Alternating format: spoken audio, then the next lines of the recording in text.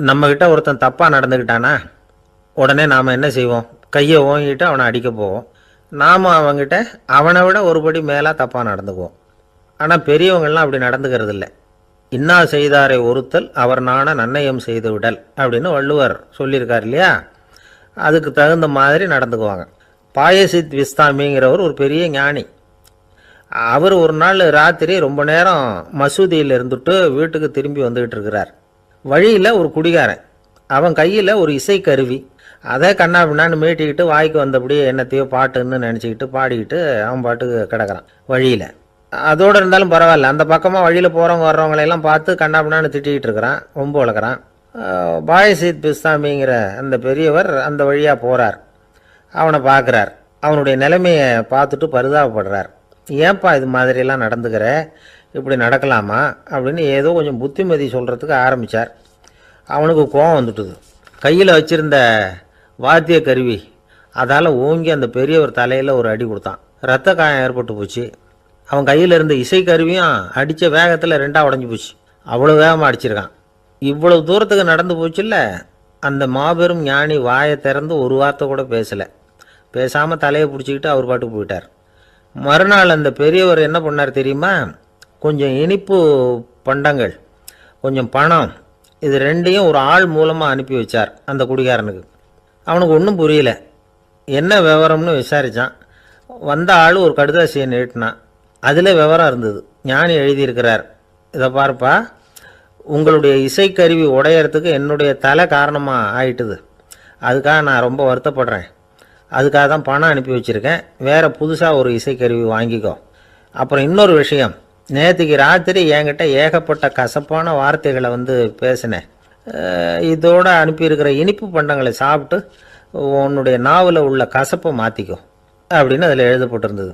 இந்த சமயத்தில் அவன் குடி மயக்கத்தில் இல்லை, தெளிஞ்சு போயிருந்த நேரம் இது. அதனால் அதை படித்த உடனே அவனுக்கு ரொம்ப வெக்கமாக போச்சு. தலை குனிஞ்சான், யோசனை பண்ணான். கொஞ்ச நேரத்தில் தன்னுடைய நண்பர்கள் சில பேரையும் கூப்பிட்டுக்கிட்டு நேராக அந்த ஞானி இருக்கிற இடத்துக்கு ஓடினான். அவர் காலில் விழுந்தான், அவர்கிட்ட மன்னிப்பு கேட்டுக்கிட்டான். பெரியவங்களே தெரியாமல் நான் இந்த பாவ செயலை பண்ணிவிட்டேன், என்னை மன்னிச்சுங்க, உங்களுடைய பொறுமையும் போதனையும் என்னுடைய கண்ணை திறந்துட்டுது. இனிமேல் நானும் என்னுடைய நண்பர்களும் நல்ல வழியில் திருந்தி வாழ போகிறோம் அப்படின்னா. ஞானி செய்த நன்னயம் குடிகாரனை எப்படி திருத்தியிருக்கு பார்த்தீங்களா? இந்த கதையை கேட்டுவிட்டு ஒருத்தர் சொன்னார், என் வாழ்க்கையில் கூட அப்படி ஒரு சம்பவம் நடந்தது சார். நானும் ஒரு நாள் ராத்திரி ஓவராக குடிச்சிட்டு ஒரு கிட்டாரை வாசிச்சுக்கிட்டு கண்ணாபின்னான்னு உளறிக்கிட்டு திட்டிக்கிட்டு இருந்தேன். அந்த சமயம் அந்த வழியாக ஒருத்தர் வந்தார். ஓங்கி தலையில் ஒரே ஒரு அடி, ரத்தம் வந்துட்டுது. அதுக்கப்புறம் என் மனசு தெரிந்துவிட்டுது சார் அப்படின்னார். அப்படியா என்ன ஆச்சரியமா? ஆமாம் சார், அடி விழுந்தது அவர் தலையில் இல்லை, ஏன் தலையில். வந்தவர் என்ன அப்படி அடிச்சுட்டார். மயக்கம் தெளிஞ்சதுக்கு அப்புறம்தான் எனக்கு விவரம் புரிஞ்சுது. அவர் ஒரு போலீஸ்காரரு அப்படின்னார் ரொம்ப சோகமாக. ஒரு நாள் ராமர் அரசவையில் உட்காந்துருக்கிறார். ராமராஜ்யம் நடந்துக்கிட்டு இருந்த நேரம். அந்த சமயத்தில் ஒரு நாய் அரச சபைக்கு வந்துதான். அது தலையில் அடிபட்டு ரத்தம். அந்த கோலத்தில் அது அங்கே வந்தது.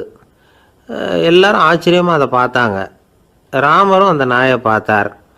நீங்கள் வந்த காரியம் என்ன, என்ன நடந்தது, எதுவாக இருந்தாலும் பயப்படாமல் சொல்லு அப்படின்னார். உடனே அந்த நாய் மெதுவாக சொல்ல ஆரம்பிச்சுதான். ஐயா, நான் தெருவில் போய்கிட்டு இருந்தேன். வழியில் ஒருத்தர் வந்தார். அவர் வேத சாஸ்திரம்லாம் படித்த பெரியவர். அவர் எந்த காரணமும் இல்லாமல் அவர் கையில் வச்சுருந்த குச்சியால் என் தலையில் அடிச்சுட்டார். அதுதான் தலையில் ரத்தம். இதை நீங்கள் விசாரித்து தகுந்த தீர்ப்பு வழங்கணும் அப்படின்னு தான் அந்த நாய். ராமர் பார்த்தார். உடனே தன்னுடைய காவலர்களை அனுப்புனார். அந்த ஆளை எங்கே இருந்தாலும் போய் கொண்டுகிட்டு வாங்க அப்படின்னு விட்டார். காவலர்கள் போனாங்க. அந்த ஆளை பிடிச்சி கொண்டு வந்துட்டாங்க. அரண்மனைக்கு வா அப்படின்னு சொல்லி கூப்பிட்டுட்டு வந்துட்டாங்க. என்ன நடந்ததுன்னு விசாரித்தார் ராமர். அதுக்கு அந்த ஆள் சொன்னார், நான் வீதி வழியாக வந்துக்கிட்டு இருந்தேன். குறுக்க இந்த நாய் வந்தது. நான் அவசரமாக போய்கிட்டு இருந்தேன். இது எனக்கு வழி விடாமல் குறுக்க பூந்து இடைஞ்சல் பண்ணிச்சு. எனக்கு கோபம் வந்துட்டுது. அதனால் அடிச்சுட்டேன். வேத சாஸ்திரம் படித்த நான் என் வசம் இழந்து கோபப்பட்டது பெரிய தப்பு தான். அதை நான் ஒத்துக்கிறேன். குற்றத்தை ஒப்புக்கொள்கிறேன். எனக்கு என்ன தண்டனை கொடுக்கணுமோ அதை கொடுங்க, ஏற்றுக்கிறேன் அப்படின்னு விட்டார். சரி, இப்போ அந்த ஆளுக்கு தண்டனை கொடுக்கணும். என்ன தண்டனை கொடுக்கறது யோசனை பண்ணார் ராமர். அதையும் அந்த நாய்கிட்டேயே கேட்டார். நீயே சொல்லு, என்ன தண்டனை கொடுக்கலாம் இவருக்கு அப்படின்னார். இதுக்கு அந்த நாய் என்ன சொல்லிச்சு தெரியுமா? இவரை ஏதாவது ஒரு கோயிலுக்கு தர்மகர்த்தாவாக நியமனம் பண்ணிவிடுங்க, அதுதான் இவருக்கு சரியான தண்டனை அப்படின்னுது. இதை கேட்டதும் ராமர் முகத்தில் புன்னகை. ஆனால் அங்கே இருந்த மற்றவங்களுக்கெல்லாம் ஆச்சரியம். அது எப்படி, தப்பு செஞ்சவங்களுக்கு தண்டனை கொடுக்கறது தானே நியாயம், அதை விட்டுட்டு தர்மகர்த்தா பதவியை கொடுக்க சொல்லுது இந்த நாய் அப்படிங்கிற ஆச்சரியம். இந்த சந்தேகத்தை அந்த நாய்கிட்டேயே கேட்டாங்க அங்கே இருந்தவங்க. இதுக்கு அந்த நாய் பதில் சொல்லிச்சான். நான் போன பிறவியில் ஒரு கோயிலுக்கு தர்மகர்த்தாவாக இருந்தேன். எவ்வளவோ கவனமாக எச்சரிக்கையாக தான் என்னுடைய கடமைகளை எல்லாம் செஞ்சுக்கிட்டு வந்தேன். அப்படி இருந்தாலும் சில சமயங்களில் என்னையும் மீறி கோயில் செல்வத்தை நான் அனுபவிக்கிறதுக்கு காரணமாயிட்டேன். ஒரு கோவிலுக்கு தர்மகர்த்தாவாக இருக்கிறவங்க எப்படியும் இந்த பாவத்திலேருந்து தப்பிக்கிறது கஷ்டம். அதனால தான் நான் இந்த பிறவியில் நாயாக பிறந்து இப்படி கஷ்டப்படுறேன். இதே நிலைமை இந்த ஆளுக்கும் ஏற்படணும் அப்படிங்கிறதுக்காக தான் அவரையும் ஒரு கோயிலுக்கு தர்மகர்த்தாவை நியமிக்கும்படி கேட்டுக்கிட்டேன் அப்படின்னு தான் இந்த நாய். இதிலேருந்து என்ன தெரியுது? எந்த பதவியில் நாம் இருந்தாலும் நமக்கு தெரியாமல் கூட அதை தவறாக உபயோகப்படுத்தக்கூடாதுங்கிறத இதிலேருந்து புரிஞ்சுக்கணும். இல்லைன்னா அடுத்த பிறவியில் நாயாக பிறந்து எங்கேயாவது போய் வாழை ஆட்டிகிட்டு நிற்க வேண்டியது தான். கோவில் வாசலில் 2 நாய் பேசிக்கிட்டு இருந்து தான், போன ஜென்மத்தில் நான் மனுஷனாக தான் இருந்தேன். ஒரு கோவில் பூசாரி பேச்சை கேட்டுவிட்டு அவரோட கூட்டு சேர்ந்துக்கிட்டு ஆண்டவன் போட்டிருந்த நகையெல்லாம் அபகரித்து என்கிட்ட கொடுத்தாரு அவர். நான் எடுத்துகிட்டு வந்துட்டேன். திருடினது அந்த ஆள் தான், எடுத்துக்கிட்டு வந்தது தான் நான். இருந்தாலும் நான் மட்டும் நாயாக பிறந்துட்டேன். இப்போ மட்டும் அந்த பூசாரி என்கிட்ட மாட்டினா கடித்து குதறி போடுவேன் அப்படின்னு தான். அவசரப்பட்டு அப்படி செஞ்சுடாதே, பதிலுக்கு அவரும் உன்னை திருப்பி கடித்தாலும் கடிச்சிருவார். ஏன்னா அவரும் இப்போ ஒரு நாயாக தான் பிறந்திருக்கிறார் அப்படின்னு தான் இன்னொன்று. அது எப்படி உனக்கு தெரியும்னு தான் இது. நான் தானே அது அப்படின்னு தான் அந்த நாய். அப்படி ஒரே ஒரு ஊரில் ஒரு அம்மா இருந்தாங்க. அந்த அம்மாவுக்கு ஒரே ஒரு பிள்ளையாண்டான். அவனுக்கு ரொம்ப அக்கறையோடு கல்யாணம் பண்ணி வச்சாங்க. கல்யாணம் முடிஞ்சதும் மருமக பொண்ணு வீட்டுக்கு வந்து சேர்ந்தது. அப்பாடா என் கடமை முடிஞ்சுது, இனிமேல் அக்கடான்னு எங்கேயாவது ஒரு மூலையில் படுத்து கிடக்கலாம் அப்படின்னு நினச்சாங்க அந்த அம்மா. ஆனால் நினைக்கிறபடி எங்கே நடக்குது? அதுக்கப்புறம் தான் பிரச்சனையே ஆரம்பமாச்சு. மருமகள் குணம் சரியில்லை, ஒரு மாதிரி. அந்த பொண்ணு வீட்டுக்கு வந்ததுமே முதல் வேலையாக மாமியாரை பார்த்து, அதுதான் நான் வந்துட்டேன்ல, இனிமேல் உங்களுக்கு என்ன வேலைங்க, புறப்பட வேண்டியது தானே, காசி ராமேஸ்வரம்னு எங்கேயாவது போங்க அப்படின்னுட்டு தான். மாமியாரை பார்த்தாங்க, கொஞ்சம் யோசனை பண்ணாங்க. இதை பாருமா, நீ இப்படி சொல்கிறதுக்கு முன்னாடியே வீட்டை விட்டு புறப்படணுங்கிற முடிவுக்கு நான் வந்துட்டேன். வீட்டை மட்டும் இல்லை, இந்த உலகத்தை விட்டே கூட போகிறதுக்கு தயாராக இருக்கிறேன். ஆனால் ஒரே ஒரு விஷயத்துக்காக என் உயிரை கையில் பிடிச்சிக்கிட்டு இருக்கிறேன் அப்படின்னாங்களாம். என்ன விஷயம்னு கேட்டது இந்த மருமக பொண்ணு. வேறு ஒன்றும் இல்லை, என் பிள்ளைக்கு கல்யாணம் பண்ணி வச்சுட்டேன். ஒரு பேர புள்ள பிறந்து அதை என் கண்ணால் பார்த்துட்டேன்னா நான் எங்கே வேணும்னாலும் போகிறதுக்கு தயாராக இருக்கிறேன் அப்படின்னாங்களாம் அந்த மாமியார். மாமியார் இப்படி சொல்கிறதுலேயும் நியாயம் இருக்கிறதாக பட்டுது அந்த பொண்ணுக்கு. சரி, அப்படியே இருந்து பார்த்துட்டு போகலாம் அப்படின்னு அனுமதி கொடுத்தது. கொஞ்ச காலத்தில் ஒரு பேரன் பிறந்தான். அந்த அம்மாவும் பேரனை கண்ணால் பார்த்துட்டாங்க. சரி, பேரனை பார்த்தாச்சுல்ல, இனிமேல் புறப்பட வேண்டியது தானே அப்படின்னது மருமக பொண்ணு. மாமியார் பார்த்தாங்க, நீ சொல்கிறது சரிதாம்மா, அதில் ஒன்றும் தப்பு இல்லை. என்னோடய பேரன் உங்களை அம்மா அப்பான்னு கூப்பிடுறத என் காது குளிர கேட்டுட்டு போயிடுறேனே அப்படின்னாங்களாம். சரி, அந்த ஆசையை நிறைவேறட்டும் அப்படின்னு காத்துக்கிட்டு இருந்தாங்க. பேரன் வளர்ந்தான், நடந்தான், பள்ளிக்கூடம் போனால் பெரியவனானா. மருமக பொண்ணு மறுபடியும் மாமியாரை விரட்ட ஆரம்பிச்சுட்டுது, இன்னும் புறப்புள்ளையான்னு. இதை பாருமா, இது வரைக்கும் இருந்துட்டேன். பேரனோட கல்யாணத்தையும் கண்ணால் பார்த்தா தான் இந்த கட்டை வேகும் போல் இருக்குது அப்படின்னு சொல்லி ஒரு மாதிரியாக பேச ஆரம்பித்தாங்க. இதுவும் நியாயமான ஆசையாக தான் படுது அப்படின்னு அது யோசிச்சிருக்கு அந்த பொண்ணு. சரின்னு அதுக்கும் ஒத்துக்கிட்டது. உடனே பேரனுடைய கல்யாணமும் முடிஞ்சது ஒரு வழியாக. இனிமேல் ஒரு நொடி கூட இங்கே இருக்கக்கூடாது, புறப்படுங்க அப்படின்னு மாமியாரை விரட்டிச்சான் அந்த பொண்ணு. இப்போ அந்த மாமியார் தன்னோட மருமகளை பார்த்து சொல்கிறாங்க, இதோ கிளம்பிட்டேம்மா, என் மூட்டை முடிச்செல்லாம் கட்டிக்கிட்டேன், புறப்பட்டுவிட்டேன். அப்படியே நீயும் உன் துணிமணிகளை மூட்டை கட்டிக்கிட்டு கிளம்பிடும், என்னோட சேர்ந்து 2 பேருமா சேர்ந்து போயிடலாம் அப்படின்னாங்களாம். அந்த பொண்ணு முழிக்குது. முழிக்காதே, உனக்கும் ஒரு மருமக வந்துட்டா, இனிமேல் நீயும் ஒரு மாமியார் தானே, உனக்கும் இனிமேல் இங்கே வேலை இல்லை, புறப்படு அப்படின்னாங்களாம். அப்போ தான் அந்த பொண்ணு சிந்திக்க ஆரம்பிச்சு தான், தன்னோட தவறு புரிஞ்சுதான். இந்த தகவலை கேட்டுக்கிட்டு இருக்கிற மருமகள்லாம் இதை பற்றி கொஞ்சம் யோசித்து பார்க்கணுங்கிறதுக்காகத்தான் இதை சொல்கிறோம் மாமியார்கள் சார்பாக. கொஞ்ச நாளைக்கு முன்னாடி ஒரு பொண்ணை பார்த்து பேசுகிற சந்தர்ப்பம் கிடைச்சிது ஒரு கல்யாண வீட்டில். அந்த பொண்ணு சொல்லிச்சு, சார் எனக்கு கல்யாணம் ஆகி 15 வருஷம் ஆகுது, நான் மாமியார்கிட்ட சண்டை போட்டதே இல்லை அப்படின்னு ரொம்ப அடக்கமாக சொல்லிச்சு. அது எப்படிம்மா சாத்தியமாச்சுன்னு கேட்டோம். எனக்கு கல்யாணம் ஆகி 15 வருஷம்தான் ஆச்சு, ஆனால் என் மாமியார் செத்து போய் 20 வருஷத்துக்கு மேலே ஆயிட்டுது அப்படின்னு. அப்பாவுக்கு 2 பிள்ளைங்க. மூத்தவன் ரொம்ப அடக்கம், அப்பா எது சொன்னாலும் கேட்பான், பெரியவங்களுக்கு கீழ்ப்படிஞ்சு நடப்பான். இளையவன் அப்படி இல்லை, தான் நினச்சதை தான் சொல்லுவான் செய்வான், அடுத்தவங்க சொல்கிறத கேட்க மாட்டான், அடங்கி நடக்க மாட்டான். இந்த 2 பேரில் யாரை உங்களுக்கு பிடிக்கும்? பெரியவனை தான் பிடிக்கும், ஏன்னா அவன் தான் சொல்கிற பேச்சை கேட்குறவன் அப்படின்னு சொல்லுவீங்க. ஆனால் ஒரு ஞானி என்ன சொல்கிறார் தெரியுமா? ஒரு குழந்தை அதன் அறிவுக்காக மதிக்கப்பட வேண்டுமே தவிர அதனுடைய கீழ்ப்படியும் தன்மைக்காக அல்ல அப்படிங்கிறார். நம்ம குழந்தைகளை சுயமாக சிந்திக்கிறதுக்கு நாம் விடுறதில்ல, மற்றவங்கள பார்த்து காப்பி அடிக்கிறதுக்கு தான் நாம் அவங்களுக்கு கற்றுக் கொடுக்குறோம். புகழ்பெற்ற மனிதர்கள் சிலருடைய பேரை சொல்லி நீயும் அவர் மாதிரி ஆகணும், இவர் மாதிரி ஆகணும் அப்படின்னு சொல்லிகிட்டே இருக்கிறோம். குழந்தைகள் தங்களுடைய தனித்தன்மையை வளர்த்துக்கிறதுக்கு நாம் தடையாக இருக்கிறோம். ஒரு குழந்தைகிட்ட அனாவசியமாக நம்பிக்கையை வளர்த்துடக்கூடாது, எந்த கோட்பாட்டையும் திணிக்கக்கூடாது. நாம் ஏற்கனவே அர்த்தமில்லாத கருத்துக்களையும் கொள்கைகளையும் மனசில் போட்டு நிரப்பி வச்சுருக்கிறோம். இந்த உலகத்துக்கு புதுசாக சேர்ந்திருக்கிற ஒரு குழந்தையின் தூய்மையான மனசில் நம்ம கருத்துக்களை அறிமுகம் செய்ய அல்லது திணிக்கிறதுக்கு நமக்கு எந்த அதிகாரமும் கிடையாது. ஒரு குழந்தைய நீ இந்த மதத்தை சேர்ந்தவன் அப்படின்னு பிறந்ததுமே ஒரு முத்திரை குத்தி விடுறோம். இது அதோட சுதந்திரத்தை ஆரம்பத்திலேயே கிள்ளி எறிகிறது மாதிரி தான். நீங்கள் ஒரு மதத்தின் வழிமுறைகளை கடைப்பிடிச்சிக்கிட்டு வர்றீங்க, அந்த வழியில் போய்கிட்டு இருக்கிறீங்க, சரி, அதனால் போகிறீங்க. அதுக்காக உங்கள் குழந்தையையும் அதே வழியில் தான் வரணும் அப்படின்னு கட்டாயப்படுத்துறதுக்கு உங்களுக்கு என்ன உரிமை இருக்குது? அந்த குழந்தை சுயமாக சிந்தித்து ஒரு முடிவுக்கு வரட்டுமே, அதுக்கு நீங்கள் ஏன் தடையாக இருக்கிறீங்க? நமக்கு உண்மையிலேயே நம்ம குழந்தை மேலே அன்பு இருந்தால் இது மாதிரி திணிப்பு வேலைகளை செய்யக்கூடாது. திணிப்பு வேலைகளிலிருந்து குழந்தைகளை காப்பாற்றினா போதும், அதுதான் ரொம்ப முக்கியம். அடுத்த தலைமுறை அற்புதமான தலைமுறையாக உருவாகும்.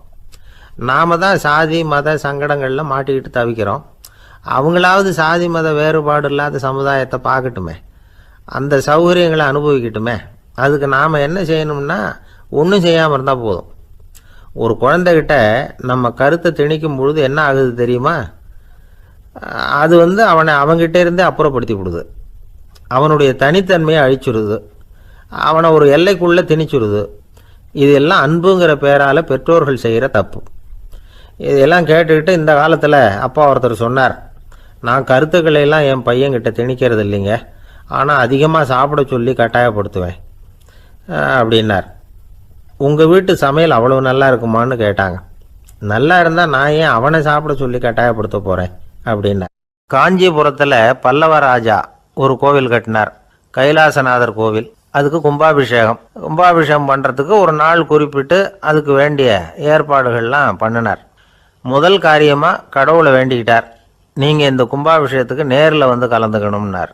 கடவுள் அந்த ராஜா கனவுல வந்தார், நீ கும்பாபிஷேகம் வச்சிருக்கிற அதே நாளில் அதே நேரத்தில் எனக்கு இன்னொரு ஊரில் ஒரு கும்பாபிஷேகம் இருக்குது, அதுக்கு போக வேண்டியிருக்கு. அதாவது திருநின்ற ஊரில் என்னுடைய பக்தர் ஒருத்தர், அவரும் ஒரு கோயில் கட்டி கும்பாபிஷேகம் செய்கிறார், நான் அதுக்கு போக வேண்டியிருக்கு, அதனால் உன்னுடைய தேதியை நீ மாற்றி வச்சுக்கோ அப்படின்னார். கடவுள் தான் எங்கேயும் இருக்கிறவராச்சே, அவர் நினச்சா 2 இடத்துலையும் இருந்து கோயில் கும்பாபிஷேகத்தை நடத்த முடியாதா? ஏன் அப்படி செய்யலை? அது ஒரு முக்கியமான காரணத்துக்காகத்தான். திருநின்ற ஊரில் இருந்த பூசலாருங்கிற அந்த அடியாரின் பெருமையை இந்த உலகத்துக்கு எடுத்து காட்டணுங்கிறதுக்காகத்தான் கடவுள் அந்த ராஜா கிட்ட அப்படி சொன்னார். சரி, அந்த அடியார் அப்படி என்னதான் பெருசாக கோயில் கட்டிவிட்டார்? ராஜா கட்டின கோயிலை விட பெருசா? அவர் கட்டினது கருங்கல்லாலேயோ மண்ணாலேயோ மரத்தாலேயோ இல்லை. அவர் கட்டின கோயில் வேறு மாதிரி. அது மனசால் கட்டின கோயில், மனசுக்குள்ளே இருக்கிற கோவில், மனக்கோவில். அந்த அடியார் தன்னோட மனசுக்குள்ளே மாதக்கணக்காக ஒவ்வொரு கல்லாக சேர்த்து கட்டின கோவில். இந்த விஷயம் ராஜாவுக்கு தெரியாது. அவர் என்ன நினச்சிட்டாரு, அது நாம் கட்டின கற்கோயிலை விட ரொம்ப பெருசாக இருக்கும் போல இருக்கு அப்படின்னு நினச்சிட்டார். சரி, அப்பேற்பட்ட அந்த கோயிலை தரிசனம் பண்ணிவிட்டு வருவோம் அப்படின்னு நினச்சி ராஜா திருநின்ற ஊருக்கு போகிறார். அங்கே போய் பார்த்தா கோயிலையும் காணும், ஒன்றையும் காணும். கடைசியில் பூசலார் கட்டின மணக்கோவில் தான் அதுங்கிறத அவர் புரிஞ்சுக்கிறார். உடனே அந்த அடியாரின் காலில் விழுந்து வணங்குறார். அவரோ, இது மனசால முயன்ற கோவில், இதுக்கு இத்தனை பெருமையா அப்படின்னு ஆச்சரியப்படுறார். இதில் ஆச்சரியப்படுறதுக்கு ஒன்றும் இல்லை. ஆண்டவன் விரும்புகிறது அகபக்தியை தவிர புற தோற்றங்களே அல்ல. இதை நாம் புரிஞ்சுக்கிட்டோம்னா நமக்குள்ள எந்த வேறுபாடுகளும் வர்றதுக்கு வழியே இல்லை. இன்னொரு ராஜா இருந்தார். அவர் ஆண்டவனுக்கு படைக்கிறதுக்காக ஒரு தார் நல்ல செவ்வாழைப்பழமாக எடுத்துக்கிட்டு போகணும்னு நினச்சார். அதனால் நாளே அதை வாங்கிட்டு வர சொன்னார் வேலைக்காரங்கிட்ட. வேலைக்காரன் போனால் கடத்தெருவில் ஒரு தார் பழம் வாங்கினா. வர்ற வழியில் அவன் குடிசை.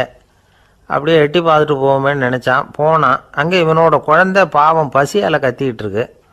இவன் பார்த்தான், இவ்வளோ பெரிய தாரில் ஒரு 2 பழம் எடுத்தா தெரியவா போகுது அப்படின்னு நினச்சி ஒரு 2 பழத்தை பிச்சு அந்த குழந்தைகிட்ட கொடுத்தான். அதை வாங்கி வயிறார சாப்பிட்டுது. பசி அடங்குச்சு, விளையாட போயிட்டுது. இவன் அதுக்கப்புறம் வாழைப்பழத்தை எடுத்துக்கிட்டு அரண்மனைக்கு வந்தான். 2 பழம் பிச்சிருக்கிறது ராஜாவுக்கு தெரிஞ்சு போச்சு. இவன் உண்மையை சொல்லிவிட்டான்.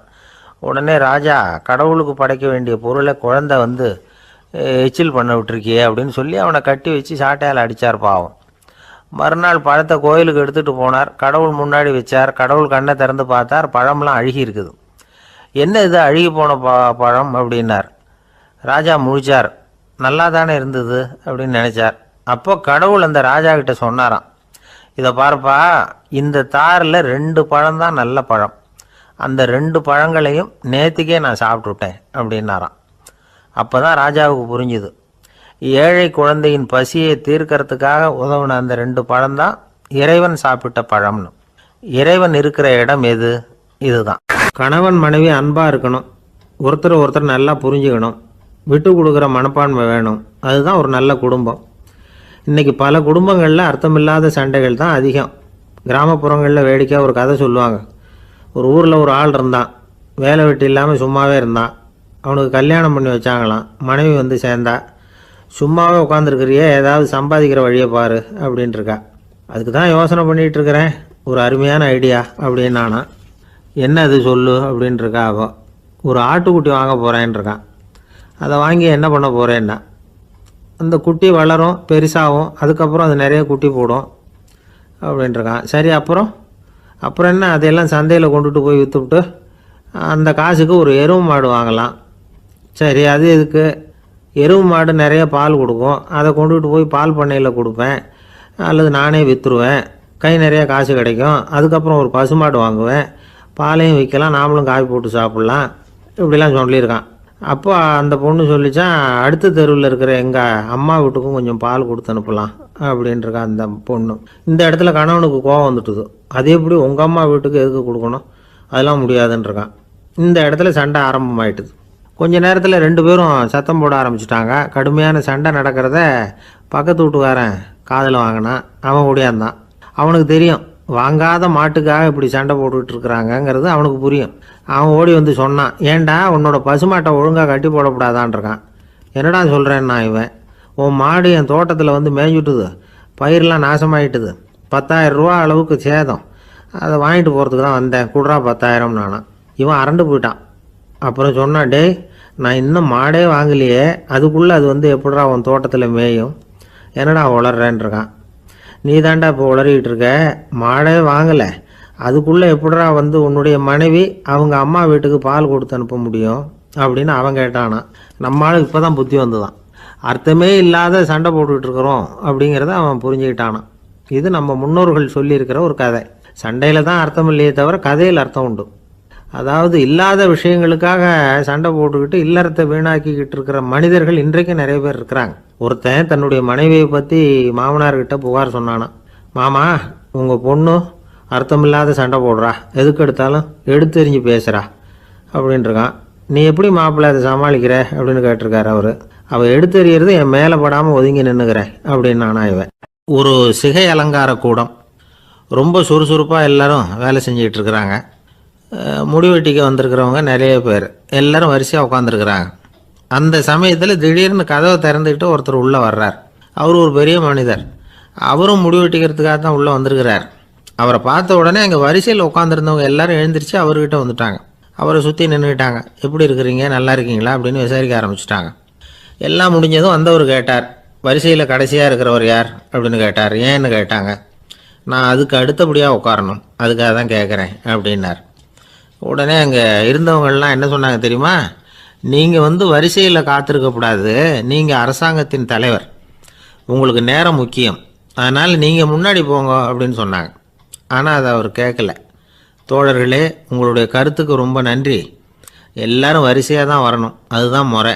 வரிசையில் வரணுங்கிற நடைமுறையை நானும் பின்பற்ற விரும்புகிறேன். நாம் எல்லாரும் சமமானவர்கள் அப்படின்னார். இப்படி சொல்லிவிட்டு வரிசையில் கடைசியாக இருந்த ஒரு நாற்காலியில் போய் உட்காந்துக்கிட்டார். தன் சட்டைப்பையில் இருந்த ஒரு செய்தித்தாளை எடுத்தார், படிக்க ஆரம்பிச்சிட்டார். ஆனால் அங்கே இருந்தவங்களால் இதை பார்த்துக்கிட்டு சும்மா இருக்க முடியல. ஒருத்தர் எழுந்திரிச்சு வந்தார். ஐயா, இப்போ என்னுடைய முறை வந்திருக்குது, நான் தான் போக வேண்டிய முறை. உங்களை இங்கே காத்திருக்க வைக்கிறத விட ஒரு 5 ஆண்டுகளுக்கு கூட நான் முடிவெட்டிக்காமே இருந்துட முடியும் அப்படின்னார். அவர் மறுபடியும் சொன்னார், ஐயா, நீங்கள் வரிசை முறையை தாண்டி போக விருப்பப்படல, சரி, ஆனால் என்னுடைய முறையை மாற்றி கொடுக்கறதுக்கு எனக்கு முழு உரிமை இருக்குது. இதுக்கு பதிலாக உங்களுடைய கடைசி இடத்த நான் எடுத்துக்கிறேன், இதை நீங்கள் மறுக்க முடியாதுன்னார். அங்கே இருந்த மற்றவங்களும் இதை ஒரு மனசாக வற்புறுத்த ஆரம்பிச்சிட்டாங்க. அந்த பெரிய மனிதர் பார்த்தார், சரின்னு கடைசியாக ஒத்துக்கிட்டார். அவர் யார் தெரியுமா? அவர் தான் மாவீரர் லெனின். ரஷ்யாவில் கிரெம்ளின் சிகை அலங்கார கூடத்தில் தான் இது நடந்தது. எல்லாரும் இந்நாட்டு மன்னர்கள்னு வாயளவில் பேசுகிறதுல என்ன பிரயோஜனம்?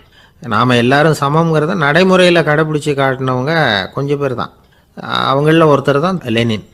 வரிசையில் நின்று வர்றதுங்கிறது ஒரு சிறந்த பண்பு, உயர்ந்த பண்பு. இன்றைக்கி பல இடங்களில் அது நமக்கு தேவைப்படுது. ஒரு ரேஷன் கடைவாசல், கடை திறக்கிறதுக்கு முன்னாடியே எல்லோரும் வரிசையில் நின்றுட்டாங்க. கடைசியாக வந்த ஒருத்தர் க்யூவில் முன்னாடி போகிறதுக்கு முயற்சி பண்ணுறார். ஏற்கனவே நின்றுட்டு இருக்கிறவங்க அவரை முன்னாடி போகிறதுக்கு விட மாட்டேங்கிறாங்க. கடைசியாக போய் நில்லையா அப்படின்னு எல்லோரும் கத்துறாங்க. அது அவர் காதில் வாங்கலை.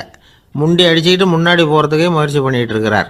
எல்லோரும் சேர்ந்து அவரை வலுக்கட்டாயமாக இழுத்து கொண்டாந்து பின்னாடி கொண்டு போய் நிறுத்திவிட்டாங்க. நிறுத்திவிட்டு சொன்னாங்க, அதை பாருப்பா, நாங்கள் இருக்கிற வரைக்கும் நீங்கள் முன்னாடி போய் எதையும் வாங்க முடியாது, தெரிஞ்சுக்கோ அப்படின்னாங்க. இப்போ அந்த ஆள் சொன்னாராம், நான் இங்கே பின்னாடி நிற்கிற வரைக்கும் நீங்களும் எதுவும் வாங்க முடியாது அப்படின்னாராம். ஏன்னு கேட்டிருக்கிறாங்க. நான் தான் அந்த கடையை திறக்க வேண்டிய ஆள். லோகமானிய பாலகங்காதர திலகர் இருந்தார்ல, அவருக்கு 15 வயசுலேயே கல்யாணம் நடந்துதான். மனைவி பேர் தபிபாய். ரொம்ப பெரிய குடும்பத்து பொண்ணு, நல்ல குணம். அவங்க குடும்பம் நடத்திக்கிட்டு இருக்கிறாங்க. அந்த காலத்தில் திருடர்கள் பயம் அதிகம். இந்த காலத்தில் மட்டும் என்னன்னு கேட்குறீங்களா? நீங்கள் கேட்குறது நியாயம்தான்.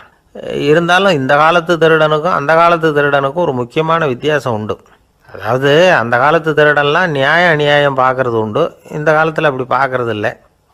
அந்த காலத்தில் திருட வர்றவங்கள்ட்ட கூட ஒரு தார்மீக உணர்வு உண்டாம். அதாவது அப்போ உள்ள கொள்ளைக்காரங்க எதை களவாடினாலும் சரி, அரிசியை மட்டும் களவாடுறது இல்லையா, அப்படி ஒரு கொள்கை. அதனால் பாருங்கள், அந்த காலத்து பெண்கள் நகை நட்டுகளை பத்திரமா வைக்கணும்னா பெட்டியில் வைக்கிறது இல்லை, அரிசி பானையில் போட்டு வச்சு விடுறது. இப்போல்லாம் பேங்க்கில் சேஃப்டி லாக்கர்னு இருக்குல்ல, அது மாதிரி அந்த காலத்தில் சேஃப்டி லாக்கருங்கிறது அரிசி பானை. வளையல், மூக்குத்தி, தோடு இப்படி எதுவாக இருந்தாலும் அதில் போட்டு பத்திரமா வச்சுருவாங்க. திருடன் அரிசி பானை பக்கம் போகிறதில்ல. ஏன்னா சாப்பிட்ற விஷயத்தில் கை வைக்கக்கூடாது, அது பாவம் அப்படின்னு அவன் நினைக்கிறான். திலகரோட மனைவி தபிபாயும் அதே மாதிரி தன்னுடைய ஆபரணங்களை ஒரு அரிசி பானைக்குள்ளே போட்டு மூடி வச்சுருந்தாங்களாம். இப்படி இருந்தப்போ ஒரு நாள் ஒரு பிச்சைக்கார பொண்ணு வீடு வீடாக பிச்சை கேட்டுக்கிட்டே வந்திருக்குது.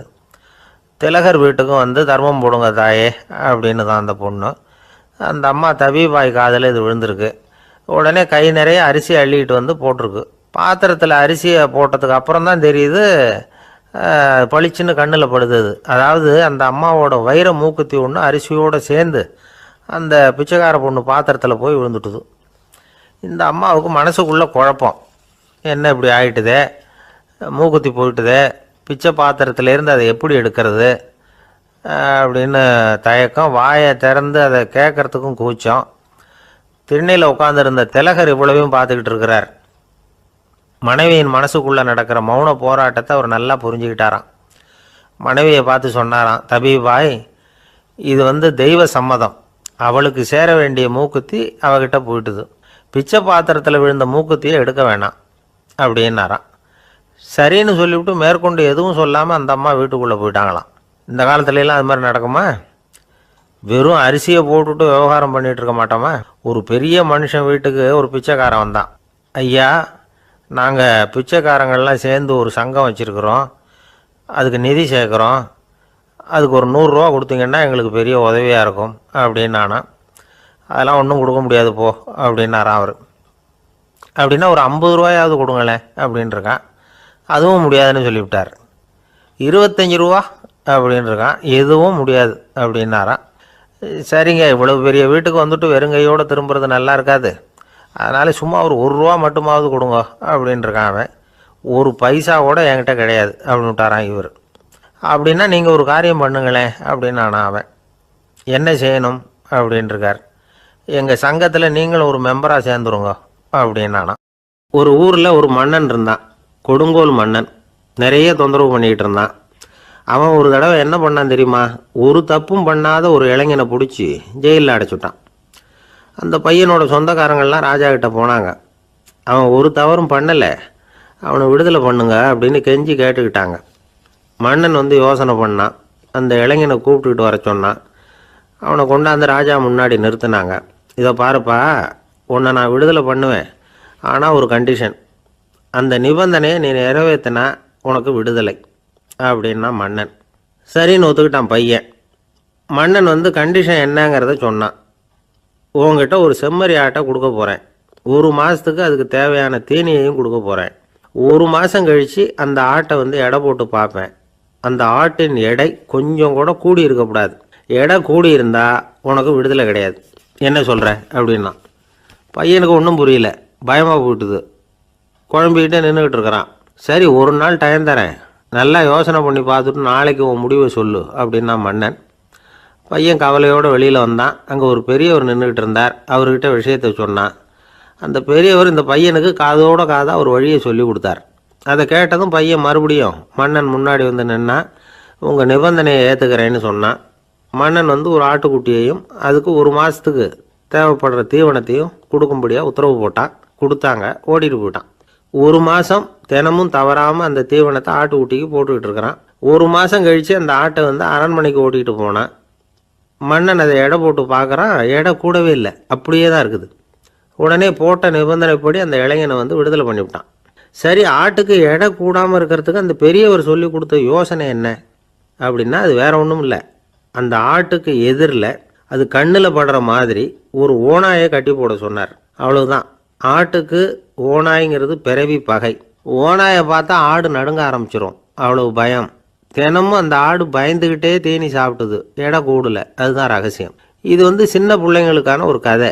இதிலேருந்து தெரிஞ்சிக்க வேண்டிய உண்மை என்னென்னா, நாமெல்லாம் சாப்பிட்றப்ப மனசும் உடம்பும் அமைதியாக இருக்கணும். அப்போ தான் அது உடம்புல ஒட்டும். அவசரத்துலேயும் பயத்துலையும் சாப்பிட்டா அது சரியாக ஜீரணமாகாது. இன்னொரு ராஜா இருந்தார்.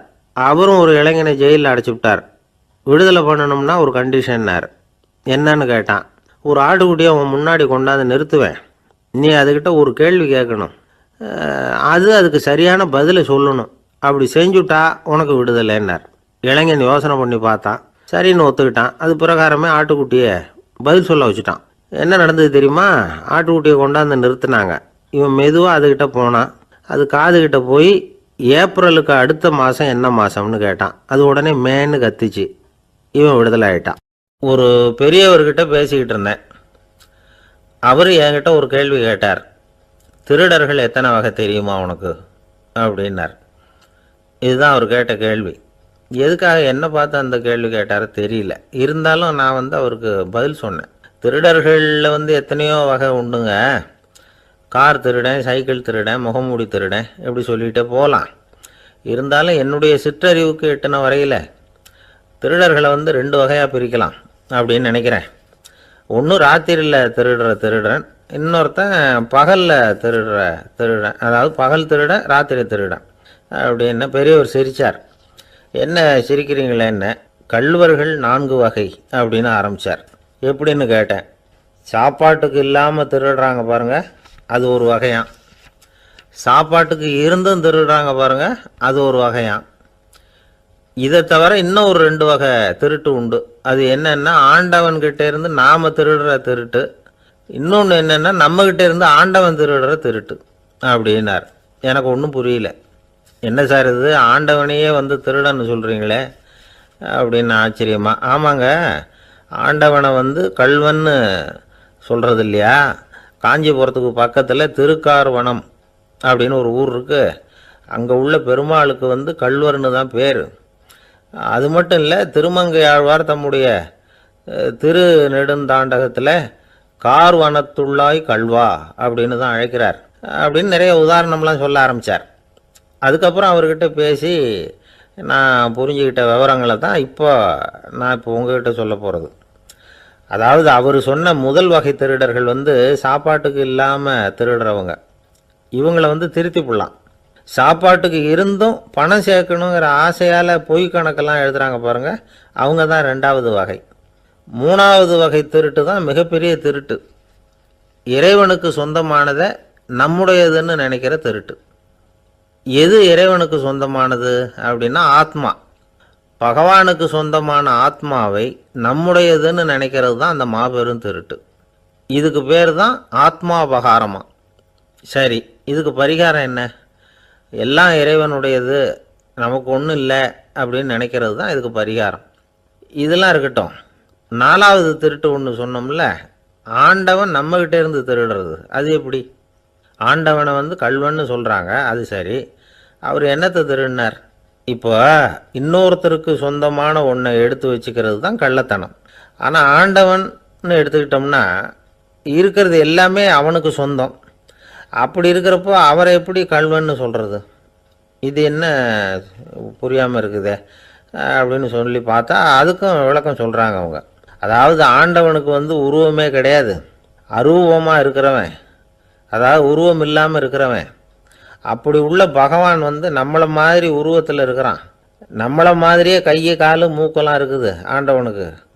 இந்த உருவம் நம்மகிட்டே இருந்து திருடினது தானே. அவன் வந்து தன்னுடைய உண்மையான திருமேனியை வந்து நமக்கு காட்டாமல், அதாவது தரிசனம் கொடுக்காமல் இருக்கிறது கள்ளத்தனம் தானே.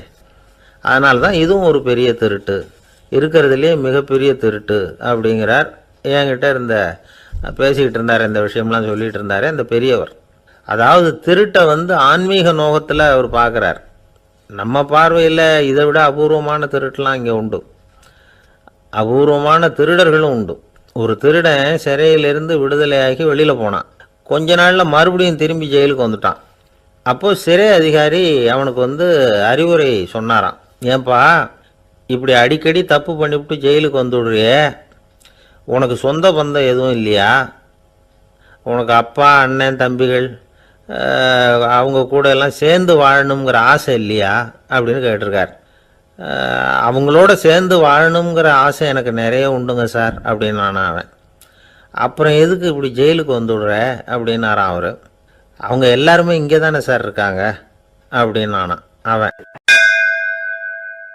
பாவங்களை நீக்கும் 5வது பாடல். மாயனை மண்ணு வடமதுரை மைந்தனை, தூய பெருநீர் யமுனை துறைவனை, ஆயர் குலத்தினில் தோன்றும் அணிவிளக்கை, தாயைக் குடல் விளக்கம் செய்த தாமோதரனை, தூயோமாய் வந்து நாம் தூமலர் தூவித் தொழுது, வாயினால் பாடி மனத்தினால் சிந்திக்க, போய பிழையும் புகுதருவான் நின்றனவும், தீயினில் தூசாகும் செப்பேலோர் எம்பாவாய். மாயம் வல்லவனும் நிலை பெற்ற வடமுதுரையில் வந்து பிறந்தவனும், தூய்மையான பெரிய யமுனை நதியில் விளையாடியவனும், ஆயர்கள் குலத்திலே வந்து தோன்றிய இரத்தின தீபம் போன்றவனும், தாயாகிய யசோதையின் பெற்ற வயிற்றை பெருமைப்படுத்தி தாமோதரன் என்று பெயர் பெற்றவனுமாகிய கண்ணனை, தூய்மையான மனத்தோடு சென்று தூவுகின்ற மலர்களை அவன் திருவடிகளில் இட்டு வணங்கி, வாயினால் அவன் புகழை பாடி மனத்தினால் அவனை தியானித்து வழிபட்டால் நமது பிழைகள் யாவும் நீங்கும். வந்து சேர இருக்கும் வினைகளும் நம்மை நெருங்கா, அவை தீயில் இட்ட பஞ்சு போல் பொசுங்கி மறைந்து போகும். எனவே அவன் திருப்பெயரை சொல்லுங்கள் என்று அழைக்கிறாள் ஆண்டாள். மாயனை, மாயையில் வல்லவன் மாயோன். அவன் பலவிதமான ஆச்சரியமான அற்புதங்களை செய்யக்கூடியவன். எத்தனையோ அசுரர்கள் விதவிதமான வடிவங்கள் எடுத்து அழிக்க வந்தபோது அவர்களோடு பலவிதமான விளையாடலை நிகழ்த்தியவன். எனவே வியப்புக்குரிய செயல்களை செய்கிறவனை மாயோன் என்று அழைப்பது வழக்கம். பழைய தமிழ் பெயர் திருமாலுக்கு உரியது மாயோன் என்று அழைக்கப்படுகிறவன். ஒரே நேரத்தில் எங்கும் இருக்கக்கூடிய அற்புதம் செய்கிறவன். ஆயர்பாடியிலே ஒவ்வொருவரோடும் குரவை கூத்தாடுகிற போது ஒரு கோபிகைக்கு ஒரு கண்ணன் என்று ஒரே நேரத்தில் ஒவ்வொருவரோடும் இருந்தவன். அது மட்டுமல்ல, பகவத்கீதையில் எனது மாயை வெல்ல முடியாதது என்று பேசுகிறார். அந்த இடத்தில் மாயை என்பது பிரபஞ்ச சிருஷ்டி, பேர் இயக்கம், இந்த பிறப்பின் ரகசியம், கண்ணனுடைய பல்வேறு லீலைகள், இப்படி மாயன் என்ற சொல்லுக்கு நிறைய பொருளாயிற்று. அப்படி மாயனாயிருக்கிறவன் மைந்தனாய் ஆகியிருக்கிறான். வடமதுரை மைந்தனே. அற்புதங்களை செய்யக்கூடிய அடங்க முடியாத மாயன் அடக்கத்திற்குரிய மைந்தனாக மாறியிருக்கிறான். தமிழிலே மகன், மைந்தன் என்று பல்வேறு சொற்கள் மகனை குறிக்கும். வீட்டுக்கு மட்டும் உரியவன் மகன், நாட்டுக்கே உலகிற்கே உரியவன் மைந்தன். ஆகையால் மாயனை நிலை பெற்ற வடமுதிரையிலே வந்து தலைவனாக விளங்குகின்ற மைந்தனை, ஊருக்கென்று வாழுகிறவனை, தூய பெருநீர் யமுனை துறைவனை. யமுனைக்கு தூய என்ற அடைமொழி எதனாலே? அதன் தெளிவு அல்லது ஆழம் அல்லது அகலம், இது எல்லாவற்றையும் விட உரையாசிரியர்கள் ஒரு நயம் சொல்வார்கள். கோதாவரியை சீதை விழித்து தன்னை காப்பாற்றும்படி அழைத்தபோது ராவண பயத்தினாலே கோதாவரி எந்த உதவியும் செய்யவில்லை. ஆனால் இந்த யமுனையோ வசுதேவர் கண்ணனை சுமந்து கொண்டு வருகிற காலத்திலே வழிவிட்டு மிகப்பெரிய நன்மை செய்தது. ஆகையால் இது தூய பெருநீர் என்று ஆயிற்று. அந்த தூய பெருநீர் யமுனை துறைவன். ஒரு நதி எவ்வளவு பெரிய நதியாக இருந்தாலும் பயன் கிடையாது, துறை முக்கியம். நீங்கள் பெரிய பெரிய நதியிலே நீராட வேண்டும் என்றால் படித்துறை என்று ஒரு துறை இருந்தால் தானே நீங்கள் அந்த நதியிலே நீராடி அனுபவிக்க முடியும். இறைவன் பெரியவனாகவே இருந்தாலும் கூட கண்ணன் என்று ஒரு துறை, வைணவம் என்று ஒரு துறை, அதில் கிருஷ்ண அவதாரம் என்கிற ஒரு துறை, ஆண்டாளின் திருப்பாட்டு என்று ஒரு துறை, இப்படி துறை இருந்தால் மட்டுமே குளிப்பது எப்படி, அனுபவிப்பது எப்படி? வெறும் ஆற்றிலே போய் நீராடி விட முடியுமா? அந்த துறை முக்கியம். அந்த யமுனை துறைவன் என்ற சொல்லிலே இருக்கிற அழகு, கோபியரோடு உமிழ்ந்து விளையாடிய தேக சம்பந்தம் உடைய நதி என்று அந்த நதிக்கு பெருமை எழுதினார்கள். ஆயர் குலத்தில் தோன்றும் அணிவிளக்கு, அந்தகாரத்தில் தீபம் போல படிப்பறிவு வழக்கை இடக்கை அறியாத ஆயர் குலம், அந்த குலத்திலே அவன் ஒளிவிளக்காக விளங்குகிறார். வைகுந்தத்திலே இருந்தால் அங்கு எல்லோரும் நித்திய சூரிகள் பிரகாசமாய் இருக்கிறார்கள். ஆனால் ராமனே வந்து பிறந்தபோது கூட அவன் வெங்கதிரோன் குலத்துக்கோர் விளக்காய் தோன்றியவன் என்கிறார் குலசேகரர். எனவே அது பகல் விளக்கு, இது இரவு விளக்கு. ஆயர் குலத்தினில் தோன்றும் அணிவிளக்கை மங்கள விளக்கு, தாயை குடல் விளக்கம் செய்த தாமோதரனே. தாமோதரன் என்ற சொல்லுக்கு கயிறு பதிந்த வயிறு உடையவன் என்று பொருள். இந்த மாடுகளையெல்லாம் கட்டி அது அருந்து போன கயிற்றை கன்றுக்குட்டிக்கு கட்டி அதிலிருந்து. மூன்றாம் பாடல் வைணவர்கள் வாழ்த்தாகச் சொல்லுகின்ற வளமான பாடல். ஓங்கி உலகளந்த உத்தமன் பேர் பாடி நாங்கள் நம் பாவைக்கு சாற்றி நீராடினால் தீங்கின்றி நாடெல்லாம் திங்கள் மும்மாறி பெய்து ஓங்கு பெருஞ்சென்னல் ஊடு கயல் உகள பூங்குவளை போதில் பொறிவண்டு கண்படுப்ப தேங்காதே புக்கிருந்து சீர்த்த முலை பற்றி வாங்க குடம் நிறைக்கும் வள்ளல் பெரும் பசுக்கள் நீங்காத செல்வம் நிறைந்தேலோர் எம்பாவாய். மாவலி இடத்தில் வாமனனாய் 3 அடி மண் கேட்டு போன திருவிக்கிரமனாக உயர்ந்த அந்த அவதாரத்தை முதலில் பேசுகிறார்கள். அவனை உத்தமன் என்று சொல்லுகிறாள். அவரது திருநாமங்களை பாடி பரவி இந்த பாவை நோன்பு நோற்று நீராடினால் நாடெல்லாம் மாதம் 3 மழை பெய்யும், நெற்பயிர்கள் ஓங்கி வளரும்.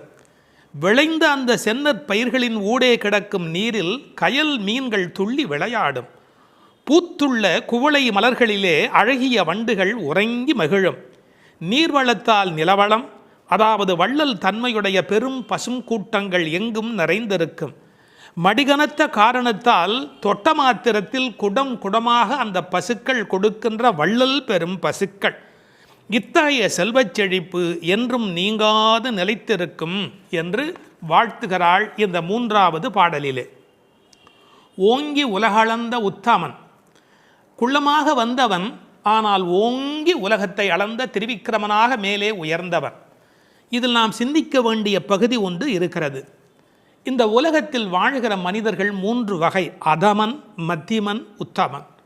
தன்னலம் மட்டுமே கொண்டு வாழுகிற மிக கீழானவர்கள் அதமன். தானுண்டு தன் குடும்பம் உண்டு என்கிற ஒரு எளிய வட்டத்துக்குள் வாழ்கிறவன் மத்தியமன். பிறருக்காக வாழ்பவன், அவசியமென்றால் பிறருக்காக தாழ்பவன் எவனோ அவனே உத்தமன். அப்படி இந்த உலகத்தில் பிறருக்காக தாங்கி தாழ்ந்து சென்ற இடம் என்பதால் அவர் தாழவில்லை. கை நீட்டி யாசக மகாபலியிடத்தில் கேட்டாலும் அவர் தாழவில்லை, ஓங்கினார் என்ற பொருள் வரும்படியாக ஓங்கி உலகளந்த உத்தமன் என்று எழுதுகிறார். அவருடைய திருவடி இந்த உலகம் முழுவதும் பட்டதாம், உயிர்குலம் முழுவதும் பட்டதாம். ஏன்?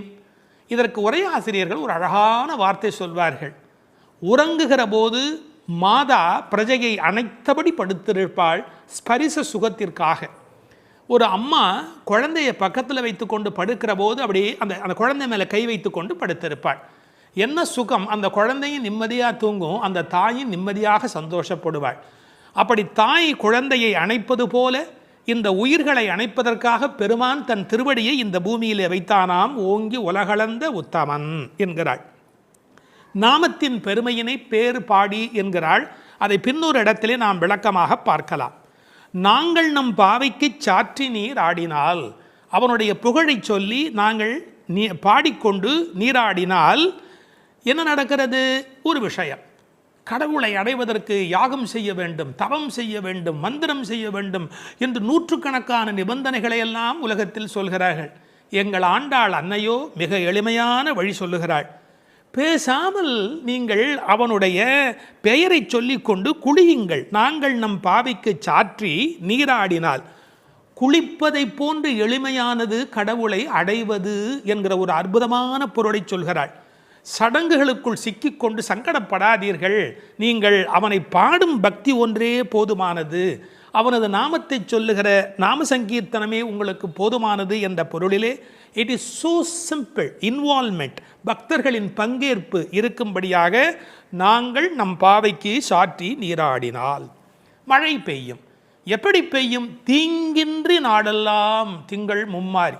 இப்போதெல்லாம் வானிலை அறிக்கை சொல்லுகிறவர்கள் இந்த மாவட்டத்தில் பெய்யும், அந்த மாவட்டத்தில் கனமழை பெய்யும், இந்த மாவட்டத்தில் தூறல் போடும், இந்த மாவட்டத்தில் பெய்யாமலேயே போகும் என்று விட்டு விட்டு விட்டு விட்டு மழை பெய்வதை பற்றி பிட்டு பிட்டு பிட்டு பிட்டு வைத்துக் கொண்டிருப்பார்கள். ஆனால் எங்கள் ஆண்டாள் அப்படி அல்ல. தீங்கின்றி நாடெல்லாம் திங்கள் மும்மாறி பெய்.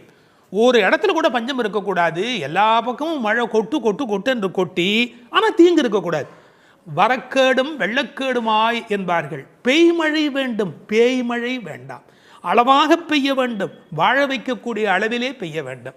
மாதம் மும்மாறி, திங்கள் மும்மாறி பெய்து என்கிறார். 9 நாள் வெயிலும் 1 நாள் மழையுமாய் என்று உரை எழுதுவார்கள்.